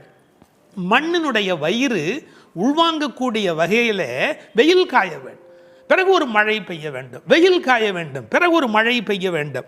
அப்படி பெய்யக்கூடிய மழைதான் தீங்கின்றி உலகத்தை வாழ வைக்கும். மும்மாறி என்றார்களே, யாருக்காக மும்மாழி? வேதம் போதிய வேதியர்க்கு ஒரு மழை, நீதி மன்னர் நெறியினர்க்கு ஒரு மழை, மாதர் கற்புடை மங்கையர்க்கு ஒரு மழை என்று 3 மழை பெய்யும். மழை என்றால் சாதாரணமானதா? மழைதான் மண்ணின் தாய்ப்பால். அடுத்தது, அந்த மழையின் காரணமாக நெல் விளைகிறது. ஓங்கு பெருஞ்சென்னல். ஒவ்வொரு நெல்லும் கதிரும் ஒரு ஆள் உயரத்துக்கு மேலே போயிருக்கிறது. பழைய காலத்து விவசாயம் தெரிந்தவர்களுக்கு தெரியும், மிக உயரமாக பயிர் இருக்கும். இது என்ன செய்தார்கள்? அதையெல்லாம் குட்டை பயிர்களாக மாற்றிக்கொண்டே வந்தார்கள். பயிர் குட்டையாகி கதிர் கனத்து போன கலிகாலம் இந்த காலம். பயிர் குட்டையாகி கதிர் கனத்து போனது. மாட்டை பற்றி மனிதன் எங்கே கவலைப்பட்டான்? ஓங்கி என்று நன்றாக வளர்ந்திருந்தால் மாட்டுக்கு நிறைய வைக்கோல் கிடைக்கும், நிறைய பால் கொடுக்கும். மாடினுடைய சாணமும் அந்த மண்ணில் அந்த நறுமணமும் இல்லை என்றால் அந்த பூமியில் வளம் எப்படி இருக்க முடியும்? ஓங்கு பெரும் சென்னல், ஒரு ஆள் நடந்தால் மறைக்கும். அப்படி இப்போது காளை மாடுகளே இல்லை. ஊசி வழியே பசுக்களின் தாய்மை எய்தும் உயிர்ப்பில்லா உலகமாக இன்றைக்கு உலகம் சுருங்கி போய்விட்டது. எனவே மாடுகளை பற்றி கூட கவலைப்படக்கூடிய வகையிலே மாடுகள் தானே பெரும் செல்வம். ஓங்கு பெருஞ்சென்னல் என்று எழுதுகிறாள். பிறகு பூங்குவளைப்போதில் அங்கு வளர்ந்திருக்கிற குவளைப்பூக்கள், அதில் புள்ளிகள் உடைய வண்டு படுத்திருக்கிறது, பொறிவண்டு கண்படுப்பு, அவை தூங்கி கொண்டு இருக்கின்றன. அதாவது ஒரு பூவில் போனாலேயே அவ்வளவு தேன் கிடைத்து விடுவதாலே அவை இன்னொரு பூவுக்கு வண்டு பறந்து பறந்து போகும். வண்டு மாதிரி பூ விட்டு பூ தாவுகிறான் என்பார்கள். இப்போ எப்படி அல்ல, ஒரே பூவிலேயே வேண்டிய அளவு தேன் கிடைத்து விடுவதால் மயங்கி கிடக்கின்றன. வண்டுகள் அப்படி இருக்கின்றன. மாடுகள் எப்படி இருக்கின்றன? தேங்காதே புக்கிருந்து சீர்த்த முலை பற்றி, கொஞ்சம் கூட அதில் பால் நிற்பதில்லை, அது பாட்டுக்கு கொட்டி கொண்டே இருக்கிறது. கரப்பின்றி கறக்கும். தமிழிலே கரப்பு என்று இடையினரை பயன்படுத்தினால் வஞ்சனையாக வைத்துக் கொள்ளுதல். கரப்பு என்றால் வலிந்து அதிலிருந்து பாலை எடுத்தல். கரப்பின்றி கறக்கக்கூடிய பசுக்கள் இவை. ஒழித்து வைத்துக் கொள்வதே இல்லை. தேங்காது புக்கு இருந்து சீர்த்த முகை பற்றி, கனத்த மடி, அப்படி தொட்டால் போதும் அந்த குடத்தை தானே நிறைத்து விடுகின்றன. வாங்க, அது பாத்திரத்தை மாற்றி இன்னொன்று வைக்கணும், அவ்வளவுதான். வாங்க குடம் நிறைக்கும் வள்ளல் பெரும் பசுக்கள். கேட்டு கொடுக்கிறவர்களை வள்ளல் என்று சொல்ல மாட்டார்கள். இளன் என்று எவ்வம் உரையாமை ஈதல், கேட்பதற்கு முன்னாலேயே கொடுப்பதுதான் வள்ளல் தன்மையினுடைய அடையாளம். இந்த பசுக்கள் வஞ்சனையற்றவை, எனவே அவை வள்ளல் பெரும் பசுக்கள். நீங்காத செல்வம் நிறைந்தேலோர் எம்பாவாய். நீங்காத செல்வம் என்றால் என்ன பொருள்? உலகத்தாருக்கு சில செல்வம் தேவை, ஆனால் இறை ஞானம்தான் உண்மையில் நீங்காத செல்வம். இப்போது இப்படி எடுத்துக்கொள்வோம். பரமனடி பாடி துதித்தால் நீங்காத செல்வம் நிறையும். தீங்கின்றி திங்கள் மும்மாறி பெய்யும். ஓங்கு பெருஞ்சன்னல் விளையும். வாங்க குடம் நிறைக்கும் வள்ளல் பெரும் பசுக்கள். பாருங்க எப்படி ஒன்றை ஒன்று சார்ந்ததாக இருக்கிறது. பகுத்தறிவுவாதிக்கும் பக்தனுக்கு என்ன வித்தியாசம்? இந்த புரட்சியை சொன்னதோடு அவன் நிறுத்தி விடுகிறான். என்ன புரட்சி? பசுமை புரட்சி, வெண்மை புரட்சி, பால், மீன் துள்ளுகிறது, நீல புரட்சி. இது மூன்றுமே கிடைத்து விட்டதால் பூமி வளமுடையதாகிறது என்று பகுத்தறிவுவாதி நிறுத்தி விடுகிறான். ஒன்றை மறந்து விடுகிறான். பரமனடி பாடுவதால் தான் இது மூன்றுமே நடந்தது என்பதுதான் பக்தனுடைய பார்வை. இன்டர் டிபெண்டன்ட், ஒன்றை ஒன்று சார்ந்திருக்கிறது. அடுத்தது அதை விட ரொம்ப அற்புதம். இந்த உலகத்தில் செல்வம் மட்டுமே இருந்தால் மனநிறைவு வருமா? வராது. போட்டி, பொறாமை, பகை வரும். சாந்தி சாந்தி சாந்தி என்று நிறைவு செய்வார்கள். அந்த நிறைவு எப்போது வரும்? அது பக்தியின் மூலம், பரமனடி பாடுவதன் மூலம் வரும். எனவே சம்பூர்ணமான நிறைவை தரக்கூடியது எது? நிறைந்து ஏலோர் எம்பாவாய். அந்த நிறைந்து என்பது சம்பூர்ணத்தை குறிப்பது. மழை எப்படி பெய்கிறது? மனிதன் நல்லவனானால் இயற்கை அவனை விட நல்லவனாக மாறிவிடுகிறது. மனிதன் நல்லவனானால் இயற்கை அவனை விட நல்லவனாக மாறிவிடுகிறது. மழை பொழிகிறது, பால் சுரக்கிறது, செல்வம் செழித்தோங்குகிறது என்று வாழ்த்துக்குரிய பாடலாக அமைந்திருக்கிறது இந்த அழகான பாடல்.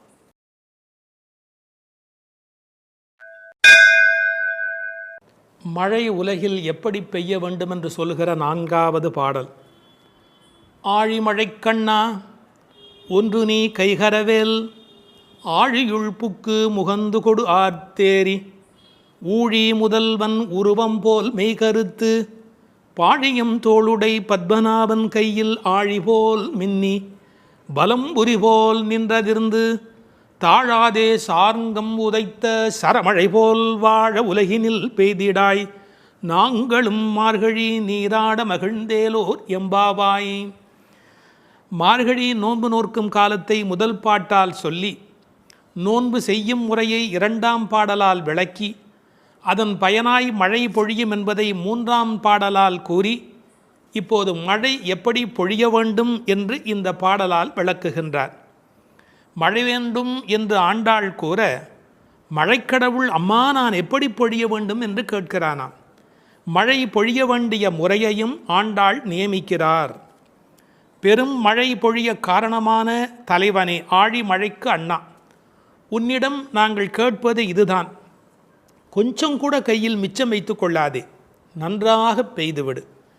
பெருங்கடலில் புகுந்து ஆழமான இடம் வரை சென்று நீரை முகந்து, சப்தத்துடன் மேலே வானத்தில் கிளம்பி, ஊழி காலத்து தலைவனான எம்பெருமானது வடிவம் போல உடம்பு கருத்து கார்மேகமாய், பரந்த அழகிய தோள்களை உடைய பத்மநாபனான திருமாலின் வலது திருக்கரத்தில் உள்ள சக்கரத்தைப் போல் மின்னி, இடது கரத்திலே உள்ள பாஞ்சசன்னிய சங்கு போல இடியிடித்து, அவனது கரத்திலே உள்ள சார்ங்கம் என்ற வில்லிலே இருந்து புறப்படுகின்ற அம்புகளைப் போல மழை பெய்ய வேண்டும்.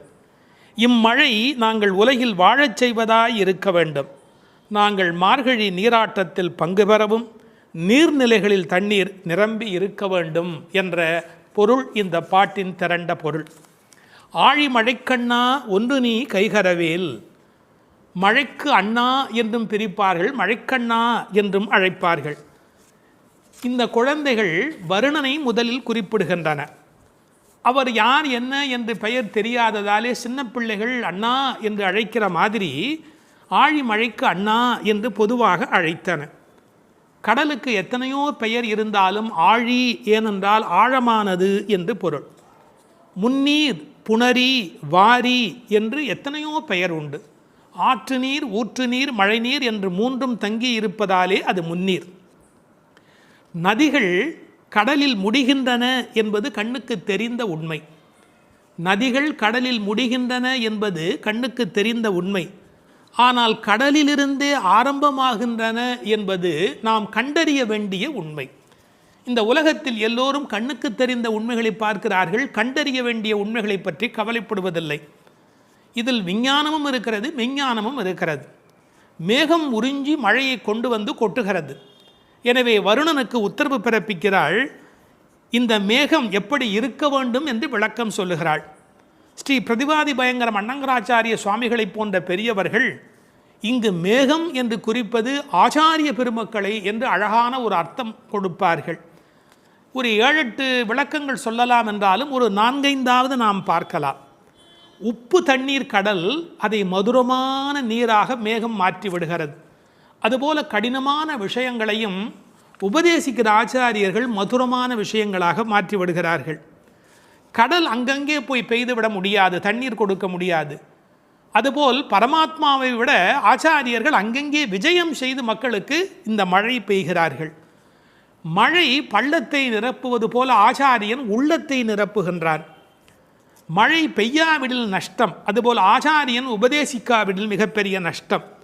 மழை சிப்பியிலே முத்து உண்டாக்கும். ஆச்சாரியன் மோசமான மனிதனிடத்திலும் முத்துமுத்தான கருத்துக்கள் சேரும்படியாக உண்டாக்கி விடுகிறார். எனவே இங்கு மேகம் என்று குறிப்பிட்டாலும் அதை ஆச்சாரியன் என்று பொருள் கொள்ள வேண்டும் என்று வெகு நுட்பமான பார்வையினை சொன்ன ஆச்சாரிய பெருமக்கள் உண்டு. நீ கைகரவேல், கஞ்சத்தனம் பண்ணிடாதே, உங்கள்கிட்ட இருக்கிற எல்லாத்தையும் கொட்டிடு, எங்களை ஏமாற்றி விடாதே, ஒன்றையும் கையில் வச்சுக்காதே. ஒன்று நீ கைகரவேல். ஆழியுள் புக்கு முகந்து கொடு ஆர்த்தேரி. நல்ல கடல் வரையிலே உள்ளே போ. இந்த ஆழியுள் புக்கு முகந்து கொடு ஆர்த்தேரி என்பதை எம்பெருமானாரோடு ஓமிப்பார்கள். அவர் கடல் போன்ற தத்துவங்களை எல்லாம் வாங்கி எளிமையான தத்துவங்களாக இந்த உலகத்துக்கு கொடுத்தார். அப்படி ஆழத்திலே உள்ளே போ. ஆழியுள் புக்கு முகந்து கொடு ஆர்த்தேரி. இந்த உலகத்திலேயே சிரமமான விஷயம் ஆழமான பகுதிக்குள் பிரவேசிக்கும் போதுதான். ஒரு மனிதன் தன்னுள் ஆழும்போதுதான் அவனுக்குள் கருணை மழை புறப்படுகிறது. முகந்து கொடு ஆர்த்தேரி, அதாவது ஒரு ஆடியோ எஃபெக்ட். அது எப்படி சத்தம் கொடுத்து கொண்டு இடிக்கிறது என்று ஆர்த்து ஏரி.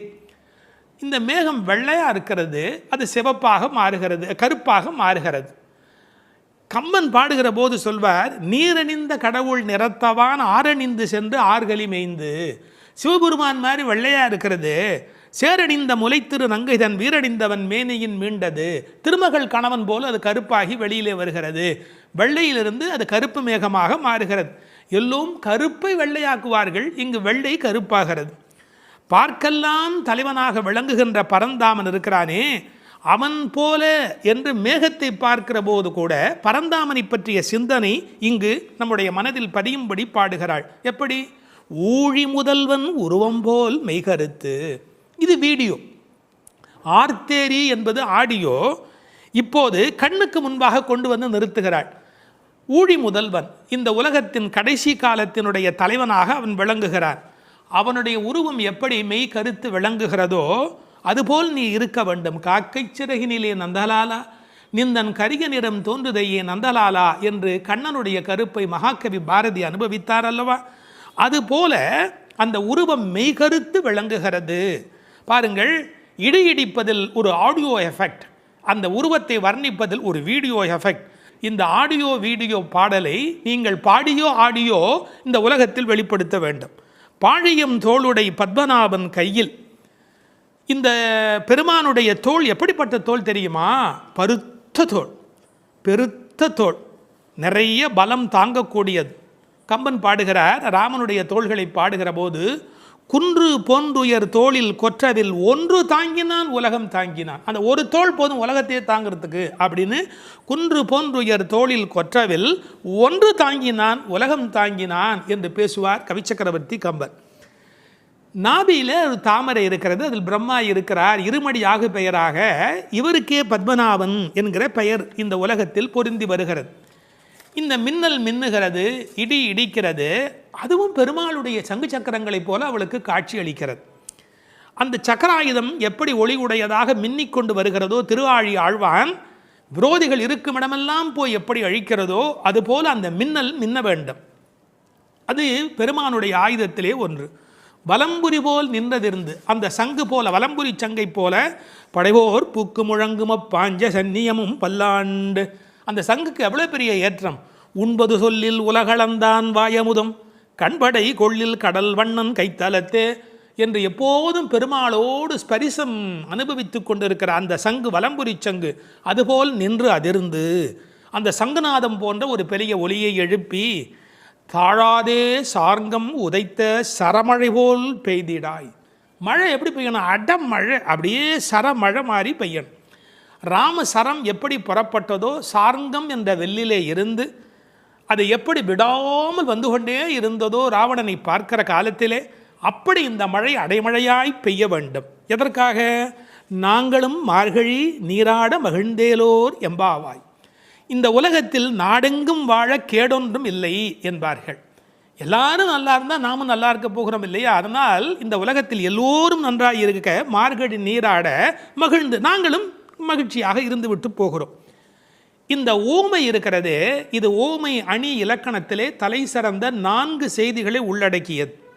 எப்படி அந்த மழை பெய்ய வேண்டும் என்று சொல்லுகிற செய்தியில், உருவம் போல் மெய்கருத்து என்றால் அது மெய் ஓமை. ஆழி போல் மின்னி வலம்புரி போல் நின்றதிர்ந்து என்பது வினை ஓமை. சரமழை போல் என்று பேசியது பயன் ஓமை. அணி இலக்கணத்திலே வினை, பயன், மெய், உரு என்ற 4 வகை பெற வந்த ஓமை தோற்றம் என்று ஓமை அணிக்கு எத்தனை சிறப்பு சொல்வார்களோ எல்லாம் பொருந்தும்படியாக தமிழில் ஏற்றம் மிகுந்த பாடல் இந்த பாடல்.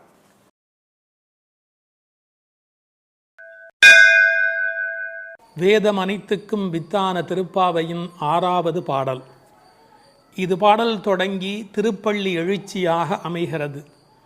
உறங்குகிற பெண்ணை வெளியில் இருக்கிறவள் எழுப்புவது போல பாடலின் அமைப்பு முறை. விடிந்தது என்பதற்கான அடையாளங்கள் சொல்லி எழுப்புகிறார்கள்.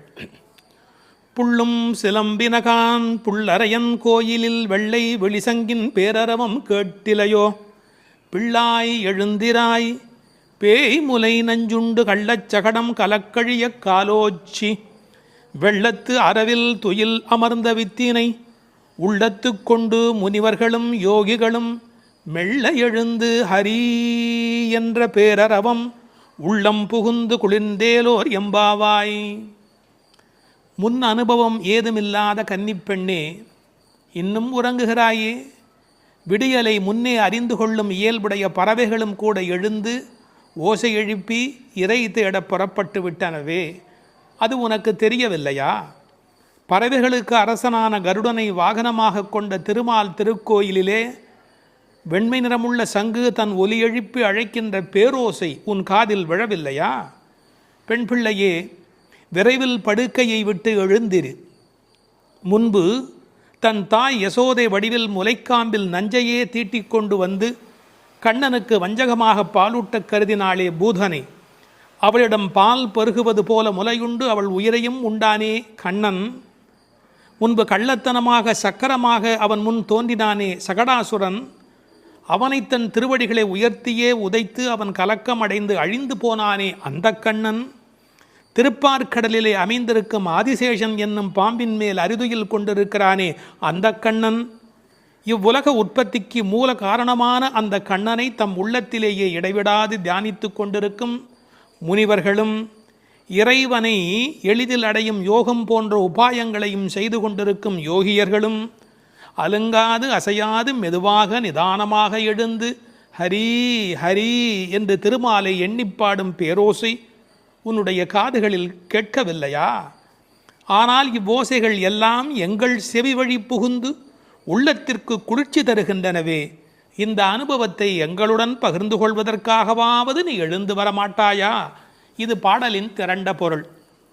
புள்ளும் சிலம்பினகான் புள்ளரையன் கோயிலில். புள்ளும் சிலம்பினகான் என்பது இயற்கையின் அழைப்பு. காலையிலே பறவைகள் ஒலி எழுப்புகின்றன. இதில் புள்ளும் என்றால் அந்த உம்மை சிறப்பு உம்மை. காலை பொழுது எப்படி விடுகிறது என்றால் கோழி கூவுது என்று ஒரு வார்த்தை சொல்வார்கள். மனித வாழ்க்கை இயற்கையோடு கலந்து நிற்கக்கூடிய தனித்த சிறப்புடையது. அது காலையில் இறை தேடுவதற்கு புறப்படுவதற்கு முன்பாக ஒலி எழுப்பி அதன் பிறகு புறப்படும். இறை தேடும் போதே இறை தேடு என்பதுதான் மனிதனுக்கும் விலங்குக்கும் இருக்கிற வித்தியாசம். அதனால் இறை தேடி அது எழுப்புகிற ஒலியை கேட்ட மாத்திரத்தில் இறை தேடி வல்லினரா இறை தேடி நாம் அந்த பெருமானை நினைக்க வேண்டாமா என்ற அர்த்தத்தில் புள்ளும் சிலம்பின என்றாள். தமிழிலே சிலம்புதல் என்றால் ஒலி எழுப்புதல் என்று பொருள். அதிகாலை எழுவதை மனிதன் பறவைகளிடமிருந்து கற்றுக்கொண்டான் என்கிறார்கள். அது மட்டுமல்ல, பறவைகள் மனிதனுக்கு எச்சரிக்கை உணர்வை ஊட்டக்கூடிய ஒரு அடையாளம். ஒரு காலத்தில் காடுகளில் மனித இனம் வாழ்ந்த காலத்தில் பதுங்கி வரும் பாய்ச்சல் மிருகங்கள் குறித்து எச்சரிக்கை ஒலி எழுப்பும் இயல்பு பறவைகளுக்கு உண்டு. எனவே பறவைகளின் ஒலியை பார்த்து வருகிற நன்மை தீமைகளை மனிதன் உணர்கிற பழக்கம் அன்று தொட்டிருந்திருக்கிறது. எனவே வெளியில் விடுகிற விடியலுக்கு அடையாளமாக சொன்னாலும் பறவை ஒலிக்கும் மனித இனத்துக்கும் சம்பந்தம் இருக்கிறதே. புள்ளும் சிலம்பினகான். புல் அரையன் கோயில், பறவைகளுக்கெல்லாம் தலைவன் கருடன். அந்த கருடன் கோயிலிலே, அதாவது திருமாலுடைய திருக்கோயிலிலே சங்கு ஒலி எழுப்பி அழைக்கிறார்களாம். வெள்ளை வெளிசங்கின் பேரரவம் கேட்டிலையோ. வெள்ளை விழிசங்கு அது ரொம்ப தூய்மையான சங்கு. வெறும் நிறம் மட்டுமல்ல, அது எல்லா வகையிலுமே தூய்மையுடைய ஒன்று, வெண்மையுடைய ஒன்று. அது அழைப்பதற்காகவே பயன்படுத்தப்படுவதாலே வெளிசங்கு கோயிலிலே நடை திறந்து விட்டது, மக்கள் வரலாம் என்பதற்கான அறிவிப்பு சங்கொலியின் மூலம் அந்த ஊருக்கு தெரிவிக்கப்படுகிறது. எனவே கோயில் அழைப்பு வந்துவிட்டதே, நீ எழுந்திருக்க வேண்டாமா? பேரறவும் கேட்டிலையோ. பறவையின் சப்தம் கூட சின்ன சின்னதாக போயிருக்கலாம். இது எத்தனை பெரிய ஒலி, சங்கு ஒலி எழுப்புகிறார்களே, ஊருக்கே கேட்க வேண்டும் என்று எழுப்புகிறார்களே, உனக்கு தெரியவில்லையா? சங்குக்கும் ஆண்டாளுக்கும் இடையில் இருக்கிற தொடர்பு நாச்சியார் திருமொழி நன்கு படித்தவர்களுக்கு தெரியும். கற்பூரம் நாருமோ கமலப்பூ நாருமோ திருப்பவளச் செவ்வாய்தான் தித்தித்திருக்குமோ, மறுப்பொசித்த செங்கண்மால் வாய்ச்சுவையும் நாற்றமும் விருப்புற்று கேட்கின்றேன் சொல்லாழி வெண்சங்கே என்று சங்கரை பாராட்டி மகிழ்ந்தவள் ஆண்டாள் நாச்சியார். எனவே வெள்ளை வெளிசங்கு, அதற்கு என்ன பெருமை என்றால் ஓங்கார ஒலி எப்போதும் சங்கிலே காதில் வைத்தால் கேட்டுக்கொண்டே இருக்கும். நமக்கு ஒரு ஆச்சரியம், கண்ணனாகிய கடவுள் குடியிருக்கிற ஊரில் வேறு ஒரு கோயிலா? கோயில் அழைப்பு என்றால் ராமாயணம் படிக்கிற போது ராமன் நாராயணனை போய் வணங்கி வந்த செய்தி இருப்பதைப் போல கண்ணன் ஊரிலும் திருமால் கோயில் இருந்திருக்கிறது. இதில் புறவிடியல் பற்றி பேசினாலும் உண்மையில் அகவிடியலை பற்றி நாம் சிந்திக்க கடமைப்பட்டிருக்கிறோம். இதெல்லாம் காலை நேரத்து அடையாளங்கள். ஆன்மீக விடியல் என்பது ஏற்பட வேண்டுமென்றால் அறியாமை, இருட்டு போக வேண்டும். நீங்கள் இருட்டை விரட்டிவிட முடியுமா? இந்த உலகத்தில் என்ன முயன்றாலும் இருட்டை விரட்ட முடியுமா? ஒரே ஒரு வேலை இருக்கிறது, ஒரு வெளிச்சத்தை நிறுவுவதுதான் மனிதன் செய்ய வேண்டிய வேலை. எல்லாரும் உட்கார்ந்து கொண்டு இருட்டே போ இருட்டே போ இருட்டே போ என்றால் போகாது. ஆனால் ஒரு விளக்கை ஏற்றி வைத்தால் இருட்டு காணாமல் போய்விடும். அதுபோல் நம்முடைய அஞ்ஞானம், அறியாமை என்ற மன இருள் நீங்க வேண்டுமென்றால் நாராயணன், இறைவன், பரம்பொருள் என்ற ஒற்றை விளக்கு நமக்கு போதுமானது. அதை சொல்லிவிட்டு பிள்ளாய் எழுந்திராய் என்கிறார். பெண் பிள்ளைகளை ஏ பிள்ளை என்று அழைப்பது தமிழ் மண்ணிலே இருக்கிற ஒரு மரபு. என்ன பிள்ளை இப்படி பேசிக்கிட்டே இருக்கிறியே அப்படிம்பாங்க. அது சிறு பிள்ளைகளை சொல்லுகிற வழக்கம் உண்டு. பிள்ளாய் எழுந்திராய். இந்த பிள்ளாய் என்பதில் இருக்கிற அழகு, சிறுபிள்ளைத்தனமாக நடந்து கொள்கிறாயே. உனக்கு கோயிலுக்கு வந்து முன் அனுபவம் இல்லையா? இந்த சபரிமலைக்கு போகிற போது கன்னிசாமி என்று அழைத்து கொண்டு போவார்கள். எல்லாரும் எழுந்திருக்கிற நேரத்தில் அவர் எழுந்திருக்க மாட்டார், அந்த முறையாக பூஜையில் கலந்து கொள்ள மாட்டார். கன்னிசாமி அவருக்கு விவரம் தெரியல என்று எல்லோரும் சொல்வார்கள். இந்த பிள்ளை எழுந்திருக்கவில்லை, பிள்ளாய் எழுந்திராய் என்றார். அவள் எழுந்திராமைக்கு காரணம் சோம்பல் மட்டுமல்ல, சோம்பலை தாண்டி இன்னொன்றும் இருக்கலாம். என்ன? கிருஷ்ண மயக்கம் என்றும் காரணமாய் இருக்கலாம். மிக முதிர்ந்த நிலை ஒரு காரணமாய் இருக்கலாம். அவளுக்கு அதிர்ச்சி உண்டாகும்படியாக எழுப்புவதற்கு உரிய கண்ணபெருமானுடைய வரலாறுகளை சொல்லுகிறார்கள். பேய்முலை நஞ்சு உண்டு பூதனே என்ற ஒரு அரக்கி தாய்முலைப்பாலில் அமுதிருக்க தவழ்ந்து தளநடை இட்டு சென்று பேய் முலைவாய் வைத்து நஞ்சு உண்டு பித்தன் என்றே பிறர் ஏசன் என்றாய் திருமங்கையாழ்வார் பாடுகிறார். அதாவது தாயிடத்தில் அமுது உண்ணாமல் பேயிடத்தில் போய் உண்டு அவளுக்கு மேலே போவதற்கான வழிமுறையை செய்த பூதனையினுடைய வரலாறு, அரக்கியின் வரலாற்றை சொல்லுகிறார். அடுத்து இன்னொரு வரலாறு, கள்ளச்சகடம் கலக்கழிய காலோச்சி. கள்ளச்சகடம், சகடாசுரன் என்ற ஒரு அசுரன் வஞ்சனையான வடிவத்தில் சக்கரமாய் வருகிறான். அப்போது பெருமான் என்ன செய்தார்? தம் கால்களாலே எட்டி உதைத்தார். தன்னை நேடி வந்த ஆபத்தை அவர் விரட்டுகிறார். என்ன நயம் சொல்வார்கள் தெரியுமா? பெருமாளுடைய திருவடி நம்முடைய கஷ்டத்தை போக்குகிறது என்பதையும் தாண்டி பெருமாளின் துன்பத்தையே போக்கக்கூடியது. இப்படிலாம் அர்த்தம் சொல்லலாமா என்று கேட்பார்கள். உயர்வர உயர்நலம் உடையவன் எவனவன், மயர்வர மதிநலம் அருளினன் எவன் அவன்.